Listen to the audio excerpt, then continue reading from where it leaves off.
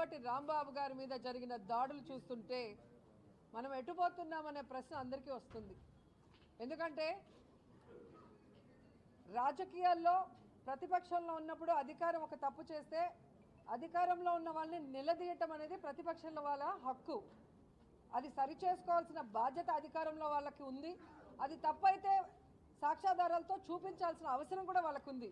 అంతేగాని ప్రశ్నిస్తే దాడి చేస్తాం, నిలదీస్తే చంపేస్తాం అని అరాచకంగా దాడులు చేయటం, ఏ విధంగా రాడ్లతో కర్రలతో దాడులు చేయటమే కాకుండా జోగి రమేష్ గారి ఇంటి దగ్గర అయితే ఏకంగా పెట్రోల్లో యాసిడ్ మిక్స్ చేసి ఇళ్ళని తగలబెట్టే విధంగా ఎలా విసిరివేశారో మనం కళ్ళారా చూస్తున్నాం.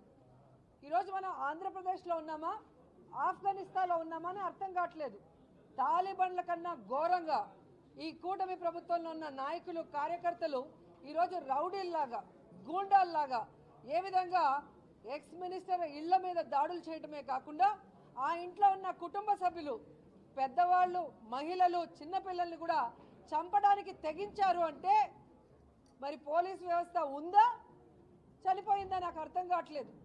ఎందుకంటే కాపాడాల్సిన పోలీసులే ఈరోజు అండగా ఉండి వారి సమక్షంలో వారితో కలిసి ఈ దాడులు చేస్తుంటే వాళ్ళు చూస్తూ ఉండటం అనేది చాలా సిగ్గుచేటని కూడా ఈ సందర్భంగా తెలియజేస్తారు.